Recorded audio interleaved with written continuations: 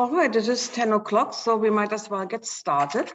So welcome everybody to the Learning Lab that is hosted by the Small Business Center. My name is Katrin and I work for the Barrie Public Library. We are partnering with the Small Business Center on this program. Today's topic is digital strategies, and our speaker is Scott Wilkinson from 44 North Digital Marketing. As the Director of Partnerships with 44 North Digital Marketing, Scott knows that building business is about building relationships. With over a decade of experience in relationship management within multiple industries, he consistently draws on his wealth of knowledge and success to deliver world-class results for his partners. Scott has managed some of the most prominent social media influencers on Facebook to strategize and distribute viral content, build followers, and expand their reach. Let's hear it from Scott. Morning. Thanks for the warm introduction. I appreciate that. Yeah, my name is Scott. I am going to be speaking to you guys around some digital strategies and some of the ways that we approach digital over at 44 North Digital Marketing. I'm going to share my screen and take you through a presentation here.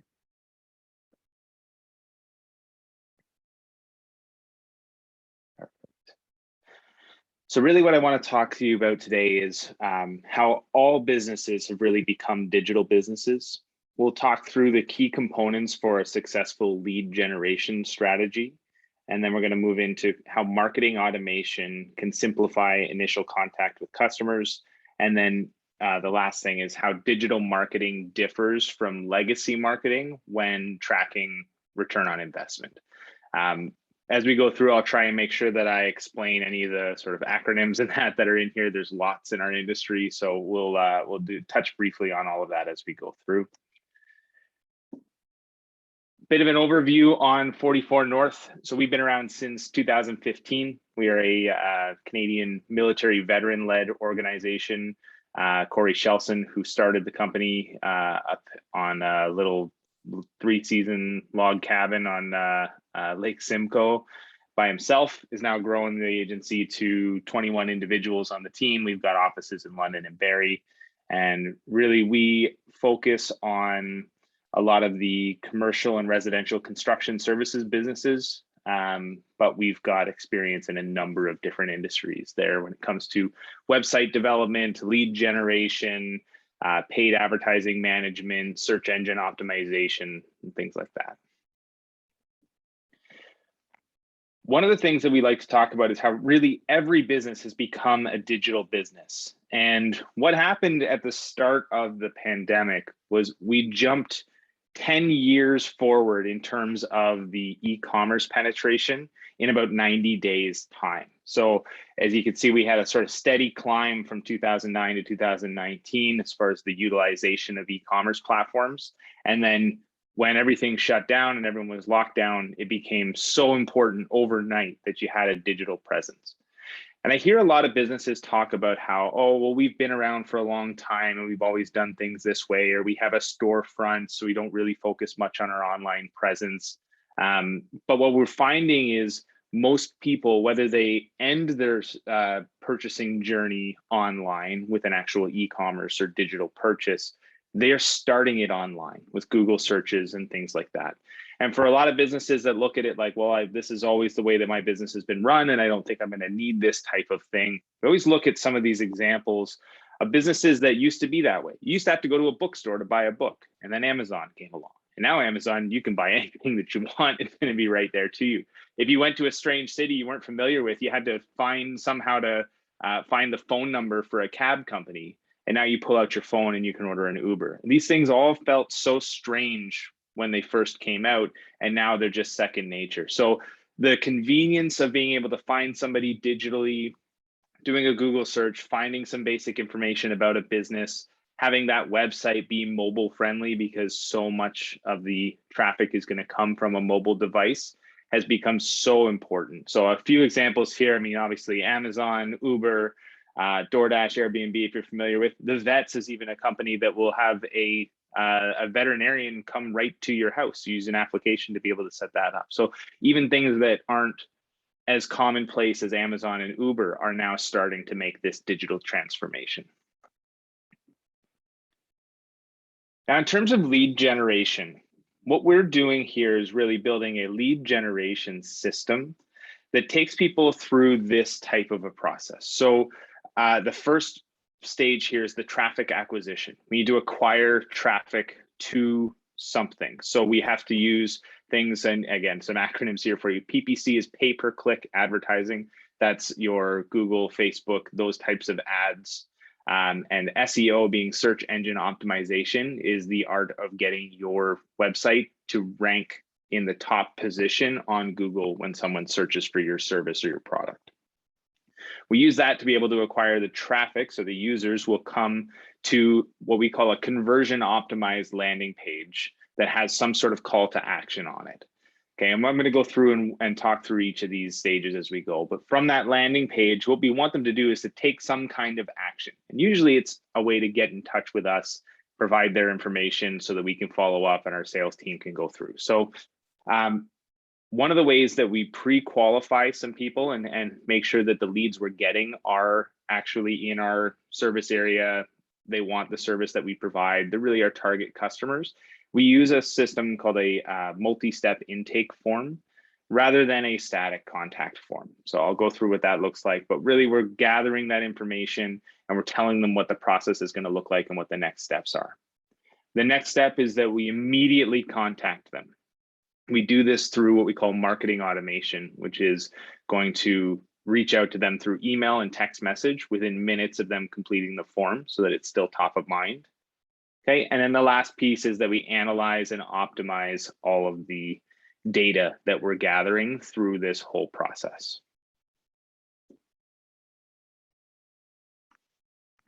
So an example of the pay-per-click strategy here. So this is really, if we focus on this discovery phase funnel, what we're looking at is the different stages that someone goes through when they're making a purchasing decision and where the different types of advertising fit in. Really, the beginning part is to make them aware that you exist, that your company is there. We want to have that awareness piece. And that's done through what I like to think of as the most proactive advertising, which is your Facebook ads, Instagram ads, Google display ads. So purchasing the banners on the side of some other websites. If someone's on a CNN article, and then we can purchase that banner slot there. That's going to build awareness. It takes on average 8 times of someone seeing your brand before you become top of mind. So that really helps us to build that in the early stages. And as people start to become aware and they move into more of the consideration phase, that's when they're actively searching for your service on Google. That's really important. So that's the reactive marketing, where we want to make sure that we show up when someone is taking a high intent action of searching out your product or your service. We want to make sure that we show up there. So we can purchase that ad slot in Google above the organic search results, those top 2 or 3 slots that say ad on them or sponsored.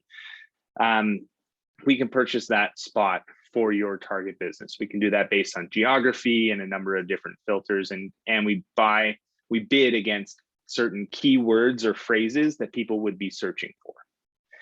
The other side of this is the retargeting. And really what retargeting is after someone's been to your website, we can collect data that will allow us to serve ads to those people that went to your website and didn't make a purchase.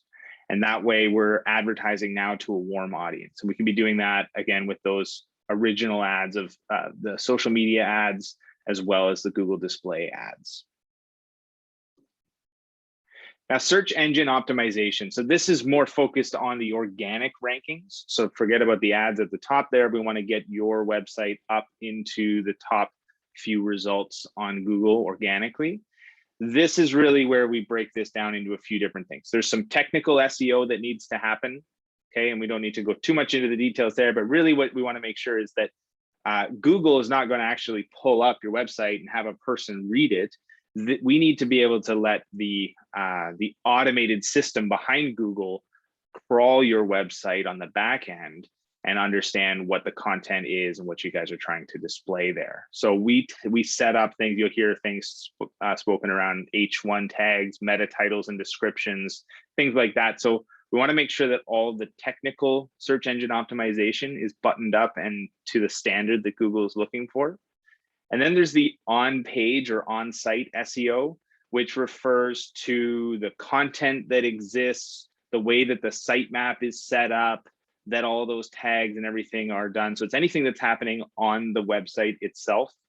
And then the off-page SEO or the off-site SEO, that's things like making sure that you have a Google My Business account. And if we can generate positive reviews and a lot of them if possible, that's a really big piece there. Or if you hear about things like backlinks, which is another website linking to your website. So for example, if you are doing some community involvement, you're sponsoring a team of some kind or something like that, and the local newspaper does an article on your sponsorship there or something to do with that, we want to make sure that that article has a link to your website, because Google will look at you compared to, basically think of those as your friends. and by association, if you have high quality websites that link to your website, then Google's going to realize that, oh, your website's probably more reputable than others because you're being linked from other reputable websites. So that's a lot of the off-page SEO. So we want to make sure we cover off all of those aspects. And then the actual landing page design and development. There's a few things here that we want to make sure that we address. One is that it needs to be a very simplified user experience, and it has to be mobile responsive. We want this to be able to format to a mobile device. So if you're using your phone or your tablet, that it's going to, you're not going to be scrolling sideways to get to parts of the site that aren't visible within the screen. We want things to reformat. So we design all of our websites mobile first, and then we put the desktop version together. Keyword optimized content production. So what that is we do a bunch of research to determine what are people searching for when they're looking for your product or service. And from that, we want to make sure that we're drafting content that speaks that same language. So if people are referring to your service in a particular way, we need to make sure that we're going to be speaking that same language and using those same terms in the content that we're creating. We want to make sure that we have all the analytics set up on the background so that we can determine where people are coming from, how long they're spending on the site, what pages they're landing on to begin with, and what's driving the traffic there, because that's going to really help us inform a lot of the decisions we make around optimizing the website, how we're going to advertise, what kind of content we want to be drafting. I mentioned the on-site technical SEO that needs to occur, so we'll be doing that. And then integrating any marketing automation, which I'll speak to on the next slide. A couple of the stats at the bottom of this one that are interesting. Only 33% of transactions happen online, but 63% of those buying experiences began online. And that was all data that was before COVID. So the research is showing that around 93% of online experiences are beginning with a Google search. So making sure that we put that emphasis on the SEO is so important, because whether you have a brick and mortar building that you're operating your business out of or not, your online presence really is becoming your digital storefront.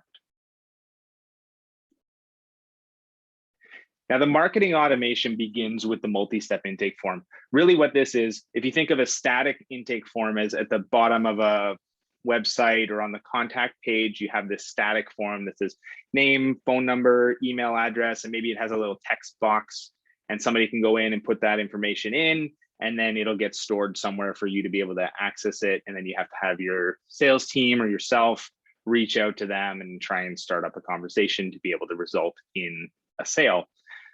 What we want to do is make that much easier and more user-friendly and interactive. And so we use what's called a multi-step intake form. We use a system called Survey Sparrow that allows us to do this.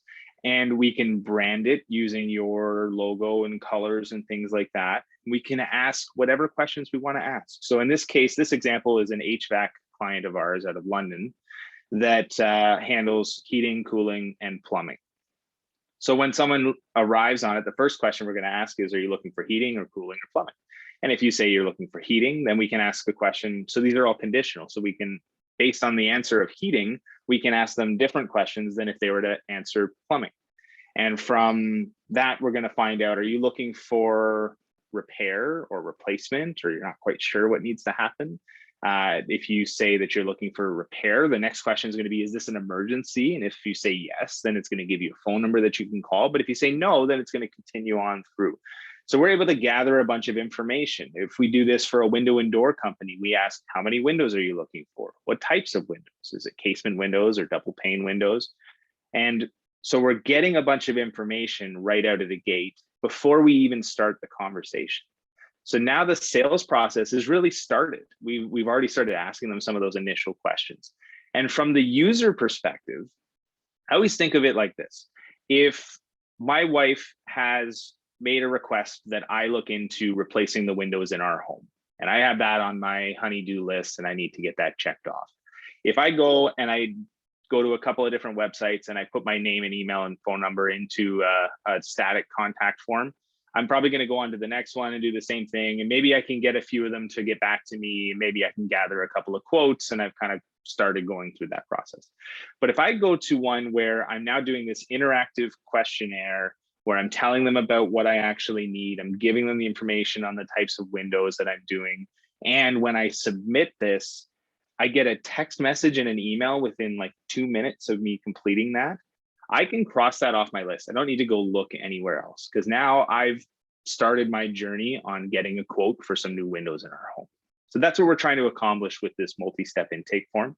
It'll also help you to weed out any potential leads that really don't fit what you're trying to do or where you're trying to do it. So it's a way for people to easily self-deselect, and you're going to get way less spam than you would if we had a static form. And then that text and the email, it's so fast because we automate it. So we're able to send a text message as well as an email within minutes of them completing this form. And really, that text message is becoming so important. So 89% of customers prefer text over a phone or a phone call or an email. We're seeing about a 90% response rate on the texts that we're automating that are going out. A couple of key things that I'll walk through around why we do the texting the way that we do as we move into some of this marketing automation here. But really the last piece of this puzzle is the data analytics and the CRM integration. CRM, customer relationship management system. This is something like HubSpot or Salesforce are a couple examples of that. But really what we want to do is, as people are filling out their information, we want to take that and integrate it into whatever system you're using to track your leads. We can build you a Google sheet that's just going to track it there like an Excel format. It'll automate everything going into it, or we can sync it up with your existing system if you're using HubSpot or Salesforce or another CRM like that. And then we use all the analytics and the reporting to be able to determine, is this being successful? Are we meeting the targets that we set out? Is it costing us too much for these leads if we're paying for advertising? You know, we want to know what an acceptable cost per acquisition is going to be, or a cost per sale, so that we can look at it and say, you know, if we spend $1 on advertising, are we making $3 back? Because that's sort of the goal there. And if we're not, then what do we need to do to be able to make this more successful? Now, the marketing automation piece, I want to dig in a little bit deeper because I think it's really important. And there's a couple of best practices that we want to take, especially when we're doing the texting. Okay, so really your text needs to feel like someone actually took the time to text you. Okay, so this is a lot of the times your first impression. So I've got a couple examples here. You know, a good one right here, this is an example of an existing client of ours, and it would just say, hi, Josh, it's Steve from Rock Solid Windows and Doors. Thanks for reaching out about your windows. When are you available to have a call and discuss how we can help? It feels like Steve took the time to text Josh that, and Josh receives it and says, hey, Steve, does 2 p.m. work for you? So now we've started the conversation. It goes back and forth. This is not done through an actual phone. Steve does not need to take the time to do that. We use a system called Sales Message that automates that, and it's a two-way text and SMS system. But that's a lot different than the example on the right, where you see it's got a 4-digit phone number. This is actually a text that I received from Rogers.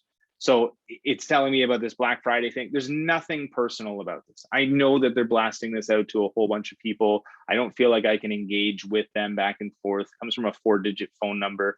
All of ours come from a 10-digit phone number. And if you have an iPhone, it even tells you, even if I'm not in your contact list, they'll even give you the maybe Steve prompt at the top there. Aside from the personalization, the other thing is you have to be responsive to it as well. So it's really important that we are actually monitoring this, because if we have an automation that goes out to Josh here in this case, and he responds back and says, I'm available right now if you are, and nobody answers. And then a little while later, he says, I guess you're not there. How's later this afternoon? Nobody answers. And later that afternoon, you get just a hello. We don't want this experience, right? We don't want this to be the first impression that our customers get.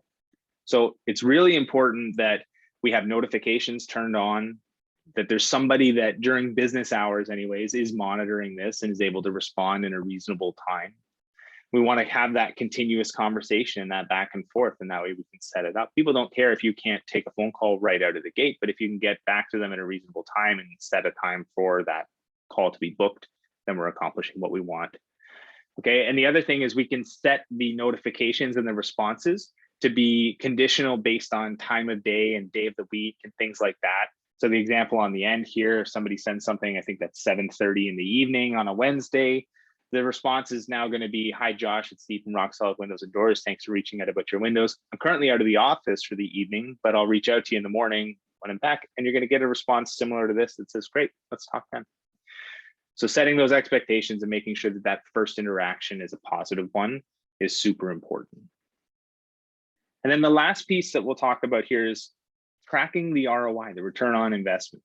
And there's a difference between legacy media or marketing versus digital marketing. And I'll just kind of define what the difference is here. So digital marketing refers to all marketing efforts done via a device. So website, Google ads, social media ads, email marketing, content production, things like that that are done in a digital format.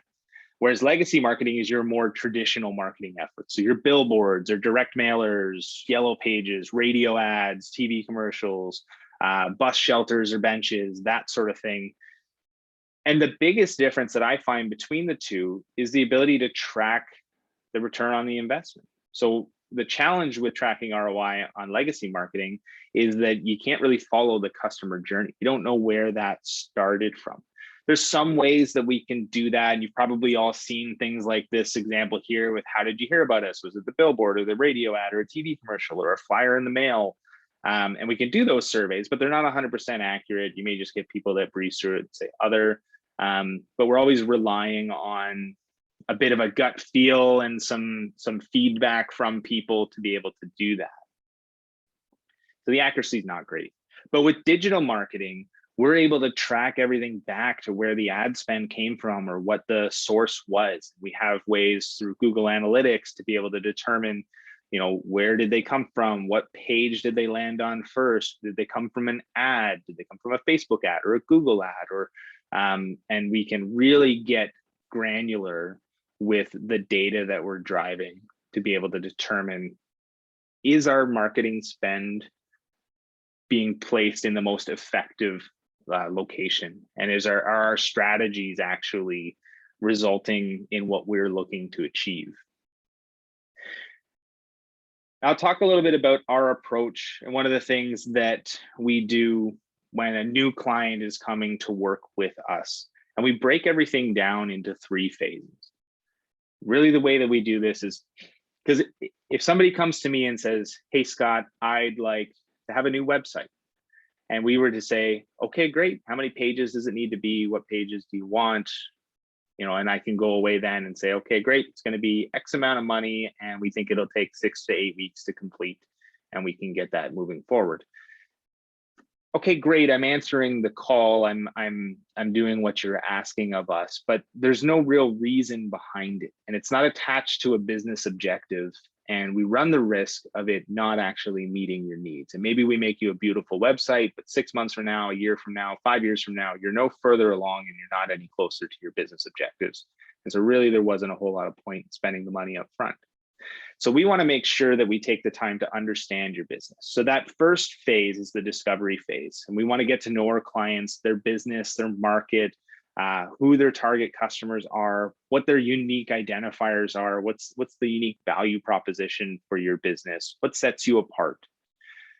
If we understand that and we know what you're trying to achieve, we know what your business objectives are, whether it's a revenue objective or a market penetration objective or launch of a new product or something like that, then we can tailor our recommendations around it. So at the end of our discovery phase, that's when we would make a recommendation to say, okay, we think your website should be 9 pages. You want a home page and about us page. We'll list your 4 services that you offer, and we can kind of give you that site architecture. And we can talk to you about your advertising plan and content production. Should we be drafting blogs for you on a monthly basis so that we've got fresh content always coming out, things like that. So we make those recommendations. Now we need to build it. So that's the second phase, which is where we build anything that we recommend from the first phase. So if that's a website, or we need to do some video work to be able to have some new content there, or if you need images, we need to get a photographer out, we can take care of all of that. We build out the marketing automation system. We make sure we integrate all the analytics and everything there. And we build that system that we need for your digital marketing. And then the third phase is any of the ongoing support. So if we are running paid advertising, then that's managing those ads and reporting on them and optimizing them. If we're doing any content production, like blogs or white papers, case studies, things like that, we can do that. If we're doing any social media management, things of that nature are all going to fall into that third ongoing support phase. So that's kind of the approach that we take whenever we have a new client. And so I always just sort of caution, if you're talking to somebody about doing your digital marketing, you went to them and you said, I need a website, it needs to look like this. And their response is, okay, great. Let's take another look at this and see, is there some critical thinking that can be applied here? And really, if you're going to someone as the subject matter expert, make sure that that they're going to take the time to know what it is that you're trying to accomplish. And really, that's it from our side here. So I'm going to stop sharing my screen and open it up to answer any questions that you guys have. So anybody has any questions, you can type it into the chat if you like, or just unmute yourself and ask the question.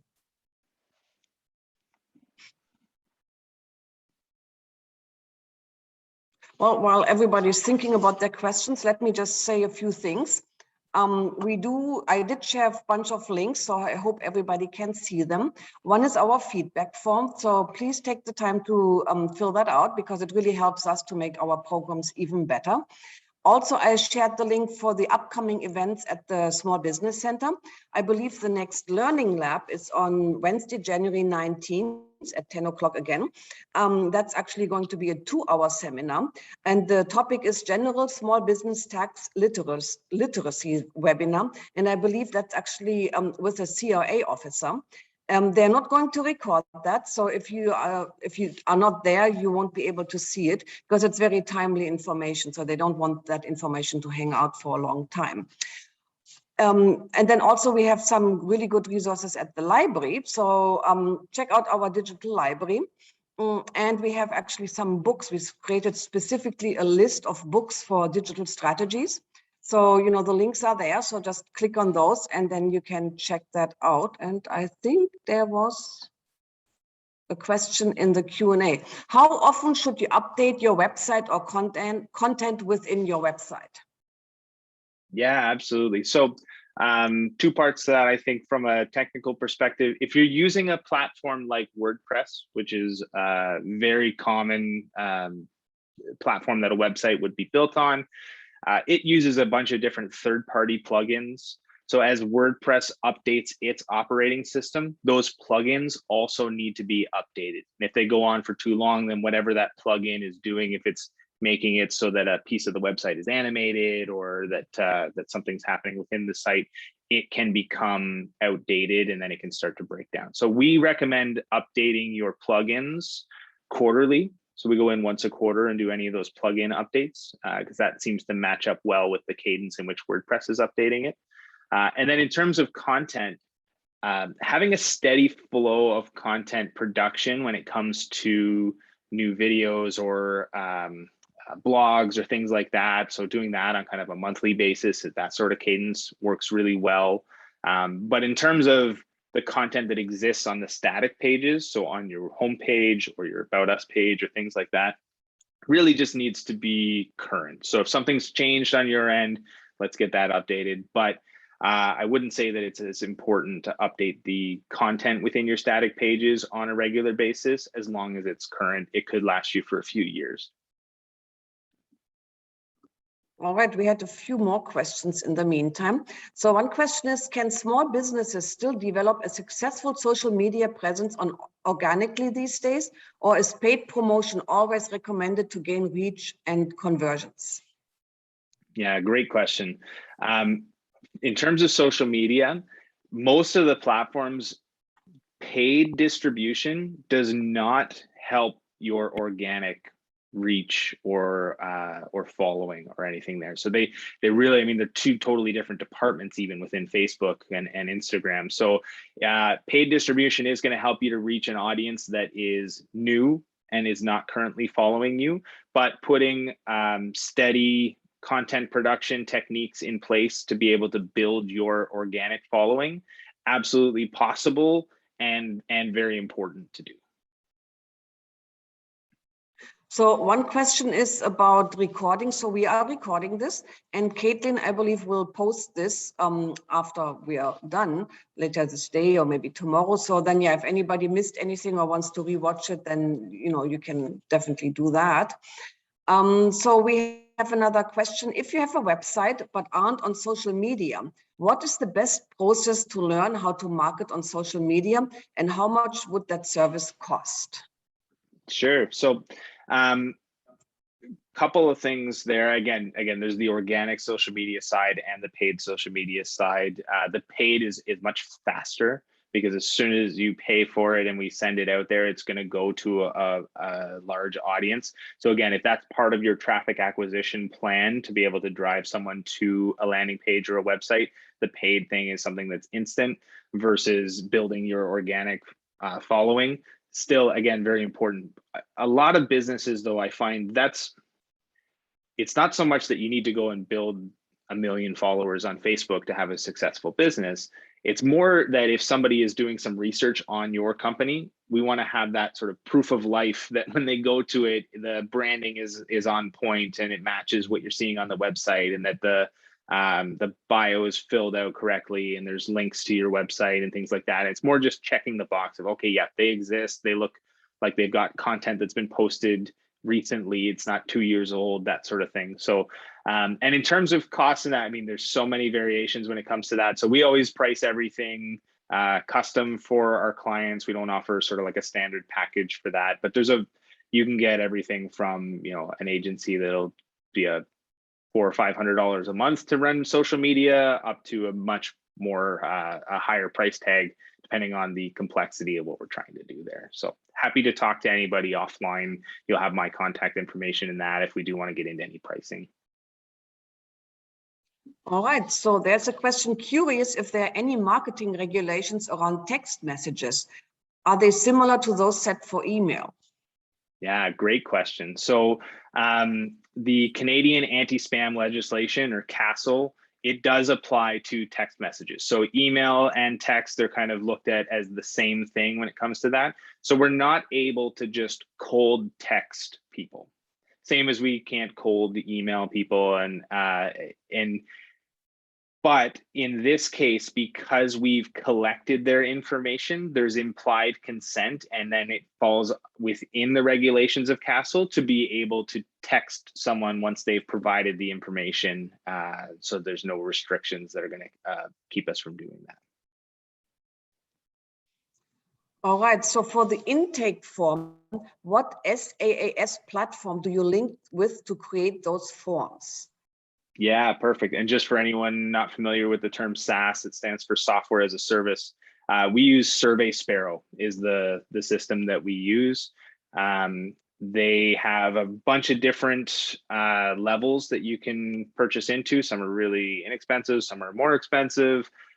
We always go with the level that allows us to white label, so that we can attach your branding and it's not going to say powered by Survey Sparrow, because it feels like a much more organic interaction with your business and not that we're using some third-party tool.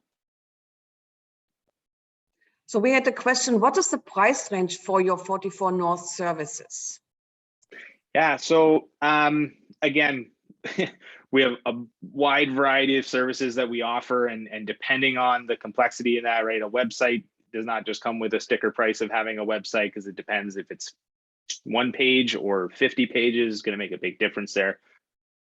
Typically where things kind of land with that 3-phase there, the only part that we really know the answer for is to do that discovery phase. And that's usually going to fall somewhere in the few thousand upward, depending again on the complexity there. We've done some that are more like $10,000 to be able to build out your marketing plan.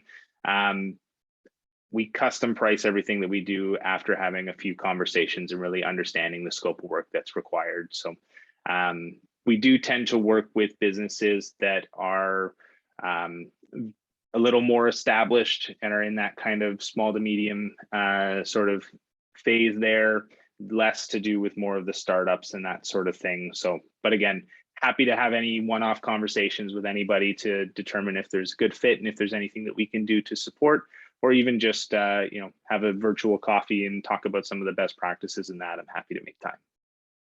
All right. So we had another question. So this person would like to know if you provide a one-stop shop, and also if you can email the contact information and the presentation later on. I guess that would be Caitlin. So I'm sure she will email information to all the participants later on. But yeah, what do you say, Scott, about the one-stop shop idea? Is that yeah, so I like the motto of do what you do best and outsource the rest. I think that's great. We do fall into that category as well. So we've got a team of designers and developers and digital marketing specialists and content writers within 44 North, but we don't have a videography team, for example. So we have a partner that we use that they specialize in videography and photography. And if you're looking for 3D renderings of your product or of a home that you're going to be building in a new subdivision or something like that, we'll go to our partner that handles 3D renderings. So I wouldn't paint us with the brush of being a one-stop shop when it comes to anything digital marketing, but we do in-house, we take care of the paid advertising management, setting all of that up, doing all the creative there, targeting, all that, the data analytics that comes along there as well, designing and developing the websites and landing pages, setting up all the marketing automation. So most of what I talked about today, or all of it, I guess, falls within our purview and what we do in-house. But we do have a network of partners that we would leverage if it was something that's not really our expertise, or we don't have an on-staff subject matter expert. All right. And is there a social media platform that is most recommended to use for digital marketing? Great question. So it really depends on your industry. A lot of that, I think, there are some, if you're in a much more professional industry, we're speaking with a company that is in private equity. They purchase other companies. You know, Twitter is huge for a company like that. That's where a lot of that content is going to be circulating. A lot of their target customers are going to be on there. And I guess that's probably the biggest differentiator is, where are your customers living? If you're trying to target the 19 to 24-year-old demographic, you know, then it might be worth you having a TikTok account. You're not going to put as much time on Facebook. But if you're looking for the 40 to 55-year-old demographic that are spending a lot of their time on Facebook, then we want to make sure that we are meeting our customers where they are. So I wouldn't say that there's one sort of catch-all there. I think TikTok's really interesting because of the way that that algorithm is going, and the sort of it's just sort of a hot topic right now. So I think we're seeing more and more businesses being successful in building a following rapidly on TikTok. But again, if you're looking for a customer that's just going to be doing that proof of life check, and they're going to go to the more traditional platforms, then it's important to make sure you have a Facebook and an Instagram and a Twitter and that sort of thing. But the one thing that I always recommend is, if you're going to do it, make sure that it's something that you're doing on a regular basis, because it will actually work against you if you have a platform and then it goes unaddressed for 6 months or a year and there's no recent posts or anything like that, or you have comments that aren't being responded to. So staying on top of it's the most important. All right, that sounds great. So I don't see any more questions. So in the meantime, thank you, Scott, for sharing all that information with you. That was really great and informative. And I believe Caitlin will contact all the participants with some information and contact information and the like. So anybody still wants to ask a question? Otherwise, we'll just wrap it up. Awesome. Well, thanks so much for having me, guys. And I'll make sure that our contact information and also this deck can get distributed around to everyone that was here. All right, yeah, people are just thanking now. All right, well, that was great. Thank you so much, everybody. Thanks, guys. Okay, bye now.